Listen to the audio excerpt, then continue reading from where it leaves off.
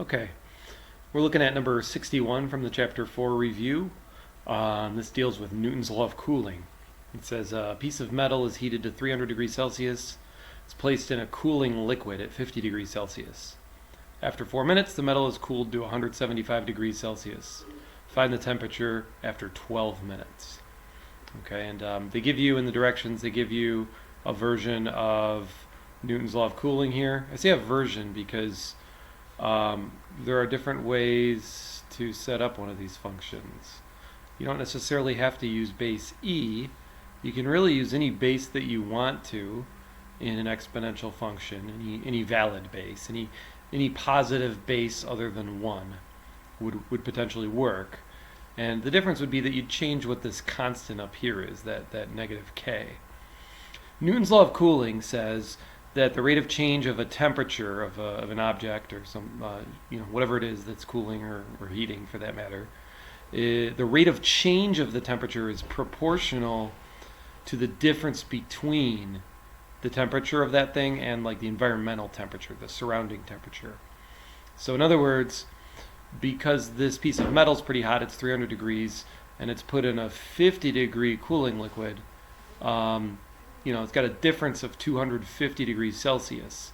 At that moment, it's going to be cooling pretty quickly.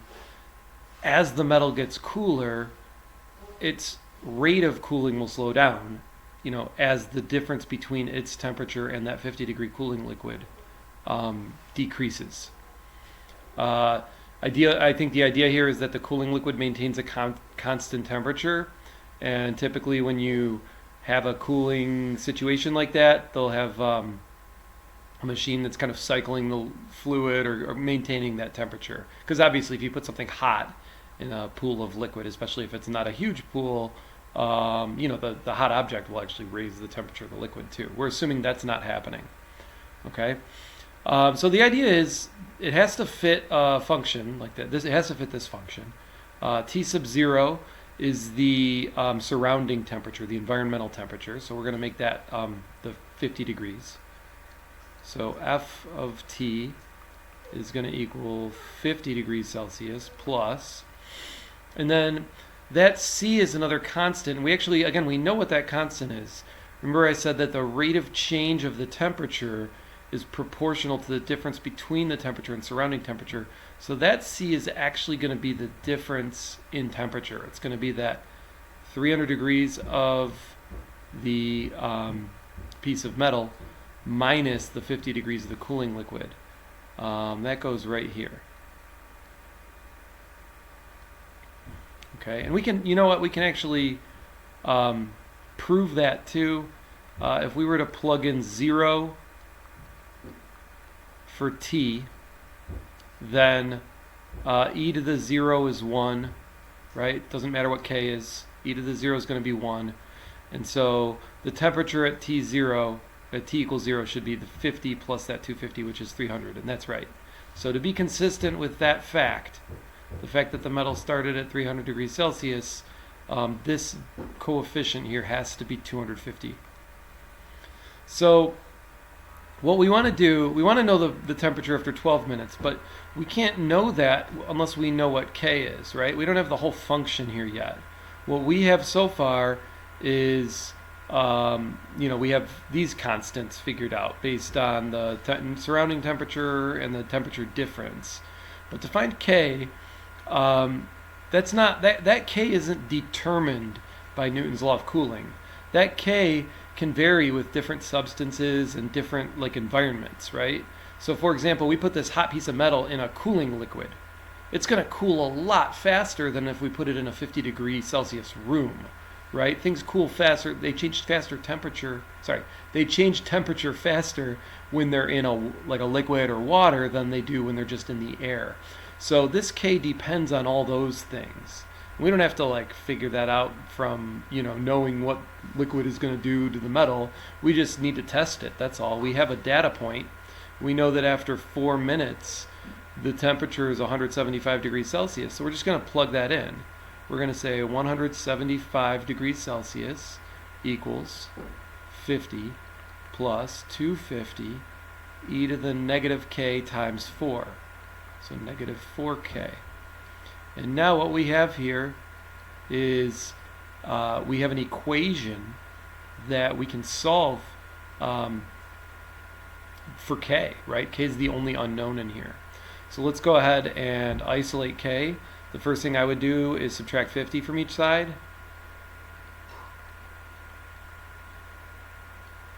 And these numbers actually work out pretty nicely. Because now if we divide both sides by 250, if you want to pause the video right now while you do this and make sure we get the same thing, that's a good idea. Pardon my son talking to me from the other room there. 125 over 250 is 1/2.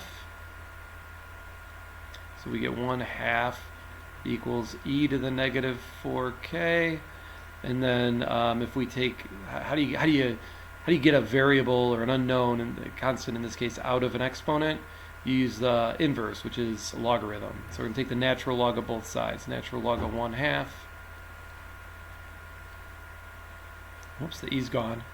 Equals negative 4k. And divide by negative 4. Now, there's a couple things you could do here.